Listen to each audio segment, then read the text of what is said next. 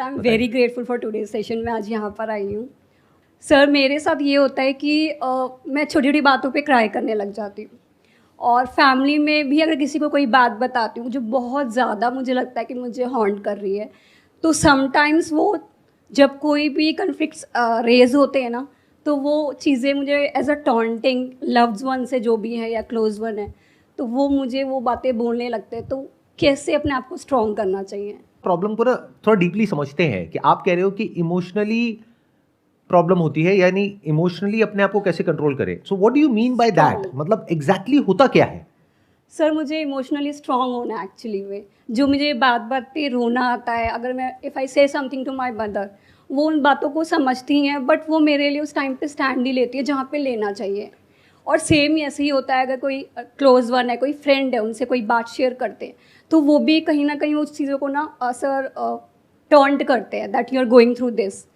मैं वैसे शेयर नहीं करती हूँ, बट मैं अगर अपनी मम्मा से करती हूँ या अपनी फैमिली से करती हूँ, तो वो नेगेटिविटी होने लग जाती है। उनको लगता है ये प्रॉब्लम्स में रहती है। मैं प्रोफेशनली प्रॉब्लम्स घर पे नहीं लेती हूँ, बट अगर ज़्यादा होता है तो मुझे शेयर करना पड़ता है।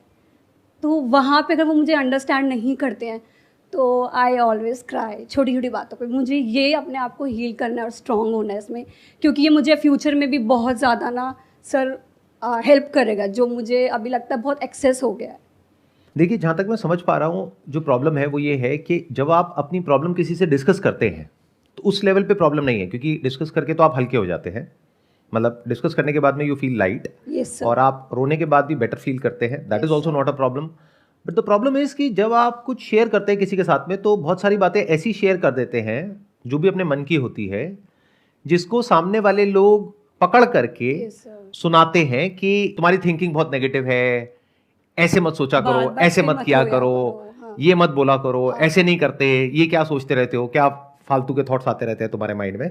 जबकि करना क्या चाहिए ऐसी सिचुएशन में, उनको आपको बताना चाहिए कि ये बहुत ही नॉर्मल है, यानी कि थॉट्स आना सब तरह के, यानी नेगेटिव से नेगेटिव, पॉजिटिव से पॉजिटिव।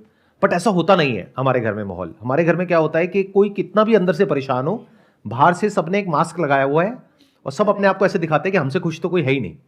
स्पेशली जब कोई गेट टुगेदर होता है, वहां पर फोटोग्राफ्स सब अपनी अपनी डाल रहे होते हैं, तो वो फोटोग्राफ्स देख करके ऐसा लगता है कि सारी खुशियां इसी घर में है। चाहे अंदर से सब लड़ रहे हैं, मर रहे हैं, कट रहे हैं, बहुत बुरा हाल है अंदर से। बाहर से देखने में ऐसा लगता है, और जब ऐसी फोटोग्राफ्स आप देखते हैं तो आपको और ज्यादा अंदर से लगता है कि शायद मुझी में कोई प्रॉब्लम है, या हमारे ही घर में सारी प्रॉब्लम है, हाँ। और तो जगह कोई प्रॉब्लम ही नहीं है। तो पहले तो ये समझिए, ऐसा कोई नहीं है इस पूरी दुनिया में, अमीर से अमीर, गरीब से गरीब, या कोई भी इंसान, जो भी आपके आइडल है ना, आपकी फैमिली में, फ्रेंड सर्कल में, जो आपको लगता है कि इसकी लाइफ तो परफेक्ट है, किसी की परफेक्ट नहीं है। अंदर सबके अपने सीक्रेट्स हैं जो कि छुपे हुए हैं। अगर वो बाहर आ जाएं तब आपको पता लगे कि इसकी लाइफ तो मुझसे भी ज्यादा बेकार है, या मेरे जितनी ही बेकार है। ज्यादा हम नहीं कह सकते, क्योंकि कुछ चीजों में ज्यादा बेकार होगी, कुछ चीजों में अच्छी होगी। तो बट इस तरीके से कह सकते हैं कि इसकी लाइफ भी बेकार भी है, अच्छी भी है, जैसे कि मेरी लाइफ बेकार भी है, अच्छी भी है। अपनी लाइफ को भी आप ध्यान से एनालाइज करोगे तो ऐसा नहीं है कि सब कुछ ही बेकार है, कुछ बेकार है, कुछ अच्छा है, ऐसी ही उसकी लाइफ है। तो पहले जब ये आपको क्लैरिटी आती है कि किसी की भी लाइफ वैसी नहीं है जैसी आप अपनी लाइफ बनाना चाहते हो, इनफैक्ट जो आपके माइंड में एक आइडल लाइफ का सिनेरियो बैठा हुआ है, जहां से कि आप ये क्वेश्चन पूछ रहे हो कि कैसे मैं अपने इमोशंस को कंट्रोल करूं और कैसे मैं इमोशनली बिल्कुल स्टेबल हो जाऊं, यानी कि मेरी लाइफ में कुछ भी हो रहा है मेरे को कोई फर्क ही ना पड़े। Exactly, तो my answer to this question is कि ऐसा होना पॉसिबल ही नहीं है। तो जब मैंने आपके इस आइडल को तोड़ दिया, यानी जो आपके माइंड में एक आइडल सिनेरियो बना हुआ है, बिल्कुल ऐसा है कि आप मेरे से क्वेश्चन पूछ रहे हो, सर कोई ऐसी दवाई बता दो या कोई ऐसा नुस्खा बता दो कि मैं कभी बीमार ही ना पड़ूं पूरी लाइफ में। अरे जब तक जिंदा हो तब तक बीमार पड़ोगे, मरने के बाद कोई बीमार नहीं पड़ता। राइट? इस बात को अच्छे से समझो, जब तक हम जिंदा हैं तब तक थॉट्स हैं सब तरह के, फीलिंग्स हैं सब तरह की, इमोशंस हैं सब तरह के। ये जो अंडरस्टैंडिंग है ना, ये जो बात मैं आपसे कर रहा हूं, अगर इस बात को ध्यान से समझ लोगे तो यही सॉल्यूशन है, और कोई सॉल्यूशन नहीं है। बाकी लोग क्या करेंगे, आ करके आपने उनसे क्वेश्चन पूछा, वो इतना नहीं बोलेंगे जितना मैं बोल रहा हूं, यानी इतनी मेहनत नहीं करेंगे। वो क्या कहेंगे, अच्छा आपको इमोशनली स्टेबल होना है, कोई बात नहीं, हम आपको तरीका बताते हैं। आपके आसपास में कहीं पर भी कुछ भी हो रहा है, अपने मन को शांत रखिए। क्या बकवास बात है। मतलब आप समझ रहे हो क्या कर रहे हैं वो लोग? वो आपके माइंड में जो पहले ही एक कॉम्प्लिकेशन है उसको और कॉम्प्लिकेटेड कर रहे हैं, क्योंकि उस गैप को और बढ़ा रहे हैं। एक है रियलिटी, यानी कि जैसी एक्चुअल में लाइफ होती है, एक है आपके माइंड में जैसी लाइफ होनी चाहिए। तो लोग क्या करते हैं, जो बारीकी से लाइफ को नहीं समझते हैं या रियलिटी के बेस पे बात नहीं करते हैं, वो इस गैप को और बढ़ा देते हैं। ध्यान से समझो मेरी इस बात को कि ये जो एक परफेक्ट लाइफ की इमेजिनेशन है आपके माइंड में, इसको तोड़ दो। सबसे पहले तो पहले रियलिटी को एज इट इज देख लो। वो क्या है कि ये प्रॉब्लम कभी भी सॉल्व नहीं होने वाली, नंबर 1। तो हमने क्या किया, इमेजिनेशन से हटके रियलिटी पे आ गए। तो अब क्या करें, कुछ मन में है और आप बात कर रहे हो, तो वहां पे 2 तरह की बातें हैं। एक है जो कि ऐसी है जो आपको अंदर से पता है कि अगर आज मैंने ये बात बताई तो पूरी लाइफ के लिए हो सकता है मैं प्रॉब्लम में आ जाऊं, यानी कि ये बात बाहर नहीं जानी चाहिए। तो उन बातों को आप लिख सकते हो और पेपर पे लिख करके उस पेपर को फाड़ के फेंक दो। हर बात बोलने की नहीं होती है। इस गलतफहमी से बाहर आ जाओ। मतलब हमें ये लगता है कि जो भी हमारे मन में आ रहा है वो बोलना चाहिए, ऐसा नहीं है। क्योंकि आप तो बोल दोगे लेकिन प्रेशर सामने वाले पे क्रिएट हो जाएगा।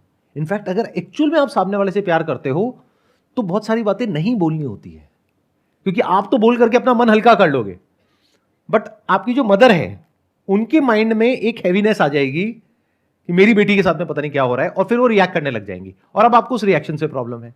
अरे तो बोलो ही मत ऐसी बातें। बट सर समटाइम्स जो प्रॉब्लम्स होती हैं जो मैं बता रही होती हूँ वो रिलेटिव से रिलेटेड हो गई हैं, जो रिश्तेदार होते हैं वो कर रहे हैं, और मम्मा को पता होता है कि हाँ वो गलत है, बट वहाँ पे चुप रहने को क्यों बोला जाता है जहाँ पर हमारी गलती ही नहीं है और हमें सुनना पड़ता है कुछ। वहां पे चुप रहने को इसलिए बोला जाता है क्योंकि अगर आप बोलते रहे और वो आपको सपोर्ट करते रहे तो पक्का है कि लड़ाई बढ़ जाएगी। तो इसलिए आपको बोला जाता है चुप रहने के लिए। उनके स्टैंड पॉइंट से समझिए कि अगर आपकी मदर आपको कह रही है कि छोड़ो इनके बारे में, ऐसे मत बोलो, उसके पीछे एक रीज़न है।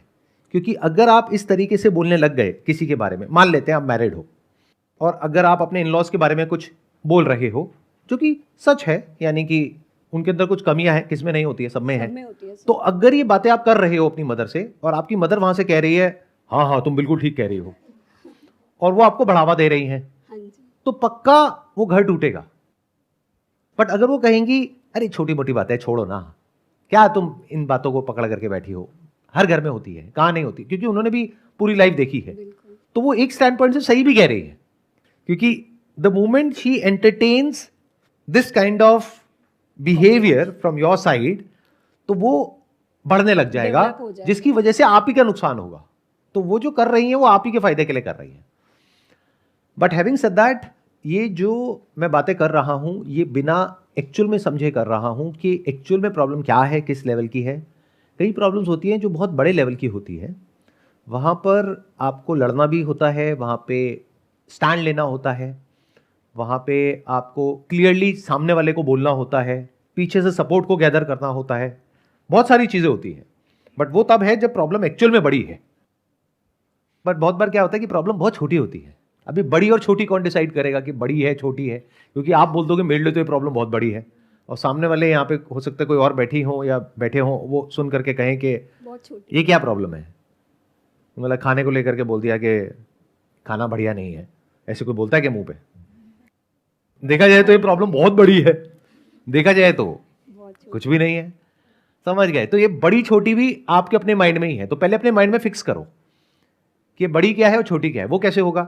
प्रायोरिटाइज करो अपने माइंड में लिख करके, और कभी भी याद रखो जब भी ये बातें, अगर आपको एक्चुअल में इसका सोल्यूशन चाहिए, एक है कि आप सिर्फ पूछ रहे हो पूछने के लिए, एक है आपको एक्चुअल में सोल्यूशन चाहिए, अपने माइंड में एटलीस्ट इतनी सी क्लैरिटी लेकर के आओ, एक पेपर पेन लेकर के लिख करके कि मेरी लाइफ में सबसे इंपॉर्टेंट 5 चीजें क्या है एक रिलेशनशिप में।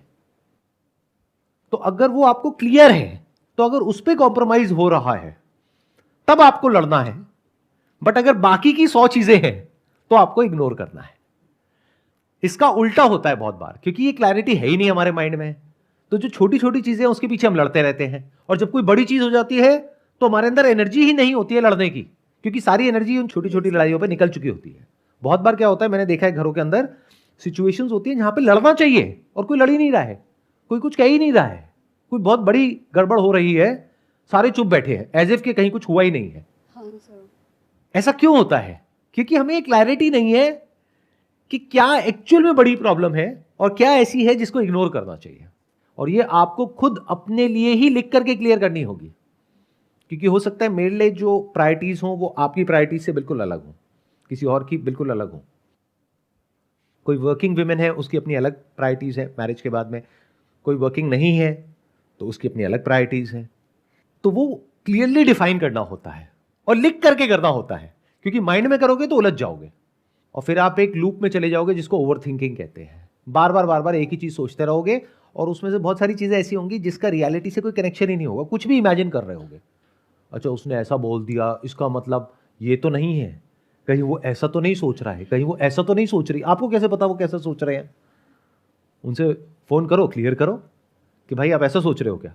ये getting where I am coming from, कि मतलब लाइफ को थोड़ा सा सिंप्लीफाई करो, प्रॉपर ऑर्डर में लेकर के आओ, चीजों को क्लियर करो कि अपने लिए इंपॉर्टेंट क्या है और नॉन इंपॉर्टेंट क्या है। ये बहुत जरूरी है लाइफ में करना, जो हम कभी नहीं करते हैं। आप अंदर से परेशान हो पूरी लाइफ के लिए, लेकिन आपको ये तक पता नहीं है क्यों परेशान हो। क्यों नहीं पता? बिकॉज कभी आपने फिगर आउट ही नहीं किया कि एक्चुअल में आपके लिए सबसे इंपॉर्टेंट क्या है लाइफ में। जैसे कोई इंसान हो सकता है, एक एग्जांपल देता हूं, आप जॉब कर रहे हो, किसी इंसान के लिए इंपॉर्टेंट है फ्रीडम। 24 घंटे मेरे सर पे कोई ना बैठा रहे या बैठी रहे कि तुम्हें ये करना है, तुम्हें वो करना है, मेरे को ऐसा पसंद नहीं है। ये हो सकता है एक पर्सनैलिटी हो। दूसरी है जो कहती है कि मुझे फ्रीडम नहीं चाहिए, मुझे सिक्योरिटी चाहिए, मुझे कुछ भी बोलते रहो, मैं एक कान से सुनती हूँ दूसरे से निकाल देती हूँ, मुझे सिक्योरिटी चाहिए कि ये जॉब अगले 20 साल तक 30 साल तक कहीं जाने वाली नहीं है। तो दोनों अलग अलग हो गए ना बिल्कुल ही। अब अगर उनको खुद ही नहीं समझ आ रहा है कि हम कैसे हैं, तो हो सकता है वो दोनों जहां होने चाहिए वहां नहीं है और परेशान है, लेकिन उन्हें समझ ही नहीं आ रहा कि हम परेशान क्यों हैं, क्योंकि वो उनकी पर्सनालिटी से मैच नहीं हो रहा। बिल्कुल ऐसा है जैसे कोई मछली है, वो हवा में कहीं उड़ने की कोशिश कर रही है, बार बार ऊपर जाती है, फिर नीचे आती है, फिर ऊपर जाती है। यही उसकी परेशानी का कारण है। अगर वो समझ जाए वो मछली है, चुपचाप पानी में रहे, कोई दिक्कत ही नहीं है।